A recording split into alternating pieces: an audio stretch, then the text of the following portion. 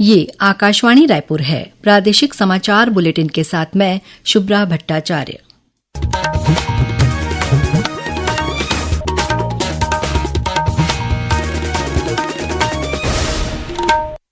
और अब पेश है आज के मुख्य समाचार। केंद्र सरकार के अनुसार छत्तीसगढ़ में नक्सलवाद से सबसे अधिक प्रभावित जिलों की संख्या 6 से घटकर 3 रह गई है। सुकमा जिले में 10 महिला सहित 27 माओवादियों ने किया आत्मसमर्पण। इनमें से 16 माओवादियों पर 50 लाख रुपए का इनाम घोषित था। बस्तर वन मंडल के आस्था में राज्य के पहले वन विज्ञान केंद्र की स्थापना की जाएगी और राज्य शासन ने गोवर्धन पूजा पर्व पर 21 अक्टूबर को राज्य में सार्वजनिक अवकाश की घोषणा की। अब समाचार विस्तार से। केंद्र सरकार ने कहा है कि छत्तीसगढ़ में नक्सलवाद से सबसे अधिक प्रभावित जिलों की संख्या 6 से घटकर 3 रह गई है। प्रदेश में अब केवल बीजापुर, सुकमा और नारायणपुर ही वामपंथी उग्रवाद से सर्वाधिक प्रभावित जिले हैं। गृह मंत्रालय ने एक बयान में कहा है कि ये आंकड़े नरेंद्र मोदी सरकार के नक्सल मुक्त भारत के संकल्प की दिशा में महत्वपूर्ण प्रगति है। मंत्रालय ने कहा कि इस वर्ष 800 से अधिक उग्रवादी गिरफ्तार हुए हैं, जबकि 312 वामपंथी उग्रवादियों को मार गिराया गया है। 1600 से अधिक उग्रवादी आत्मसमर्पण कर मुख्य धारा में शामिल हुए हैं। मंत्रालय ने कहा कि मोदी सरकार राष्ट्रीय कार्य योजना और नीति के कठोर कार्यान्वयन के माध्यम से 31 मार्च 2026 तक नक्सलवाद को पूरी तरह से समाप्त करने के लिए प्रतिबद्ध है। सुकमा जिले में आज 27 माओवादियों ने पुलिस के समक्ष आत्मसमर्पण किया है। इनमें 10 महिला माओवादी भी शामिल हैं। जिले के पुलिस अधीक्षक किरण चौहान ने बताया कि आत्मसमर्पण करने वाले 16 माओवादियों पर 50 लाख रुपए का इनाम भी घोषित था। आज 27 नक्सली जिन पे 50 लाख का इनाम छत्तीसगढ़ शासन द्वारा रखा गया था, उन्होंने आत्मसमर्पण किया है। इसमें PLGA battalion number 1 CYPC OM Lucknow, उसके अलावा अन्य बटालियन के नक्सली सम्मिलित है। उसके अलावा Konta area committee, POB region, इन सभी एरिया से नक्सलियों ने आत्मसमर्पण किया है। वहीं कोंडागांव जिले में भी 5 लाख रुपए की एक इनामी महिला माओवादी गीता उर्फ कमली सलाम ने आत्मसमर्पण किया है। आत्मसमर्पण करने वाले सभी माओवादियों को राज्य सरकार की नई पुनर्वास नीति के तहत 50-50 हजार रुपए की प्रोत्साहन राशि दी जाएगी। इस बीच खबर मिली है कि कांकेर जिले के कामतेड़ा बीएसएफ कैंप में भी 50 माओवादी आत्मसमर्पण करने के लिए पहुंचे हैं। बस्तर वन मंडल के आस्था में राज्य के पहले वन विज्ञान केंद्र की स्थापना की जाएगी। भारत सरकार के राष्ट्रीय कैंपा मिशन द्वारा इसकी स्वीकृति दे दी गई है। वन विज्ञान केंद्र के संचालन, प्रशिक्षण और पाठ्यक्रमों के निर्धारण के लिए जगदलपुर के मुख्य वन संरक्षक की अध्यक्षता में प्रदेश स्तरीय सलाहकार समिति का गठन किया गया है। इस समिति में 8 विषय विशेषज्ञों को भी शामिल किया गया है।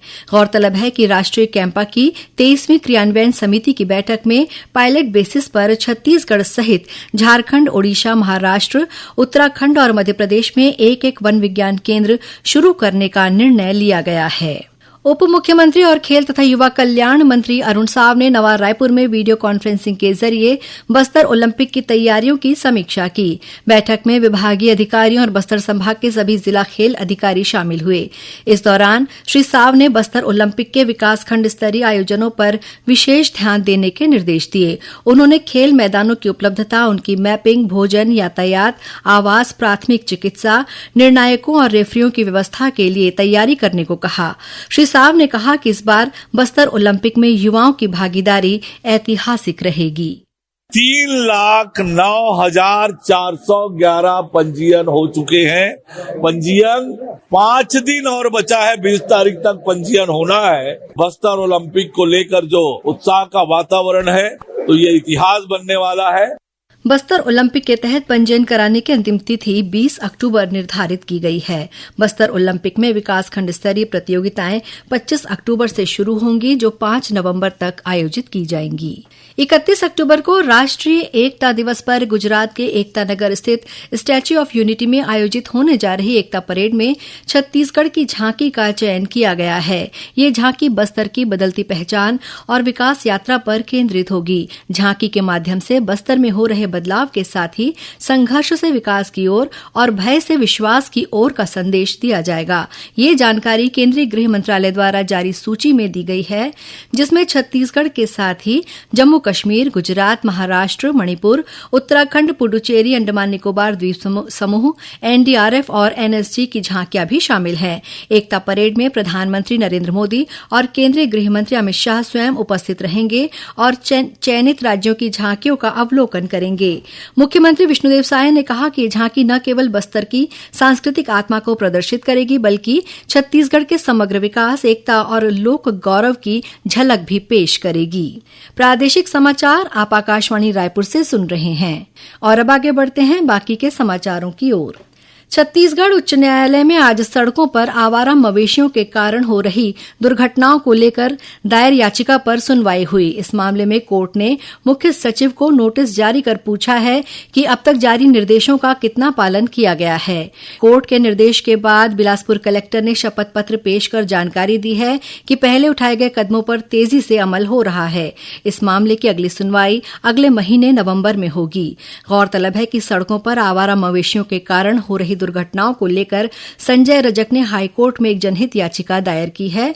हाईकोर्ट ने भी इस मामले को संज्ञान में लिया है। वर्ष 2021 में छत्तीसगढ़ लोक सेवा आयोग पीएससी की परीक्षा में चयनित अभ्यर्थियों की नियुक्ति के मामले में आज सुनवाई हुई। मुख्य न्यायाधीश रमेश सिन्हा और न्यायाधीश बीडी गुरु की डिवीजन बेंच ने सुनवाई के दौरान राज्य शासन से पूछा कि सीबीआई की जांच कब तक पूरी हो जाएगी। कोर्ट ने 6 नवंबर को होने वाली अगली सुनवाई में शासन से स्टेटस रिपोर्ट मांगी है।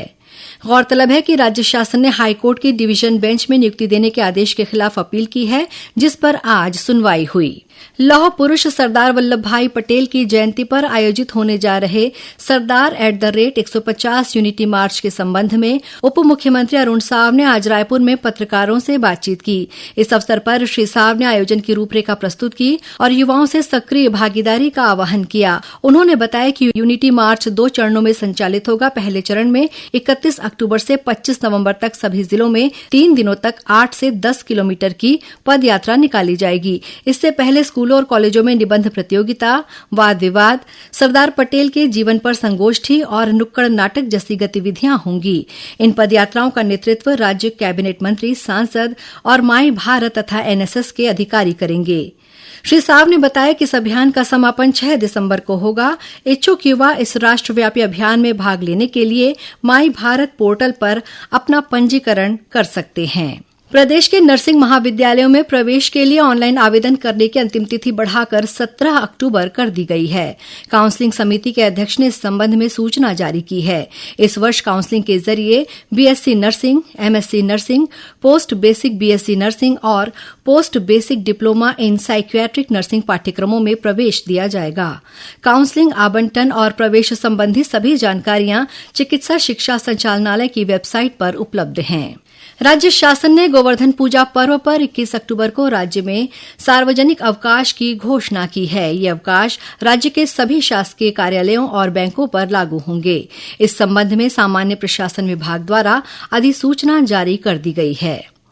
रेलवे ने सारनाथ एक्सप्रेस को 1 दिसंबर से 15 फरवरी के बीच विभिन्न तिथियों में कुल 66 दिन रद्द करने की घोषणा की है। गौरतलब है कि ठंड के दौरान कोहरे की आशंका को देखते हुए ये निर्णय लिया गया है। केंद्र सरकार द्वारा 9 अक्टूबर से तंबाकू मुक्त युवा अभियान 3.0 का शुभारंभ किया गया है। इस अभियान का उद्देश्य बच्चों और युवाओं को तंबाकू और नशे की लत से दूर रखना, उन्हें स्वस्थ जीवन की ओर प्रेरित करना और जो तंबाकू छोड़ना चाहते हैं उन्हें सहयोग प्रदान करना है। अभियान के तहत छत्तीसगढ़ के प्रत्येक जिले में स्कूलों और कॉलेजों में जागरूकता अभियान, छात्र परामर्श सत्र, एनएसएस, एनसीसी, स्वयं सेवकों के प्रशिक्षण तथा तंबाकू के दुष्प्रभावों पर प्रतियोगिताएं आयोजित की जाएंगी। शराब घोटाला मामले में पूर्व मुख्यमंत्री भूपेश बघेल के बेटे चैतन्य बघेल की रिमांड अवधि 14 दिन बढ़ा दी गई है। अब वे 29 अक्टूबर तक जेल में रहेंगे। रिमांड अवधि खत्म होने के बाद आज उन्हें वीडियो कॉन्फ्रेंसिंग के जरिए एंटी करप्शन ब्यूरो एसीबी और आर्थिक अपराध अन्वेषण ब्यूरो ईओडब्ल्यू की विशेष अदालत में पेश किया गया। और अब पेश है मौसम का हाल। दक्षिण पश्चिम मानसून की वापसी के साथ ही प्रदेश में हल्की ठंड महसूस होने लगी है। मौसम विज्ञानी डॉक्टर गायत्री ने आकाशवाणी समाचार को बताया कि अगले 24 घंटों के दौरान मानसून की छत्तीसगढ़ से विदाई हो जाएगी। अगले 24 घंटों में मानसून का वापसी जो है पूरा छत्तीसगढ़ से होने की संभावना है और आज से लेकर अगले 4-5 दिन तक अनेक स्थानों पर मुख्य रूप से शुष्क रहने की चांसेस है। मौसम विभाग के अनुसार अगले 4-5 दिनों तक प्रदेश में मौसम शुष्क रहेगा। अंत में मुख्य समाचार एक बार फिर। केंद्र सरकार के अनुसार छत्तीसगढ़ में नक्सलवाद से सबसे अधिक प्रभावित जिलों की संख्या 6 से घटकर 3 रह गई है। सुकमा जिले में 10 महिला सहित 27 माओवादियों ने किया आत्मसमर्पण। इनमें से 16 माओवादियों पर 50 लाख रुपए का इनाम घोषित था।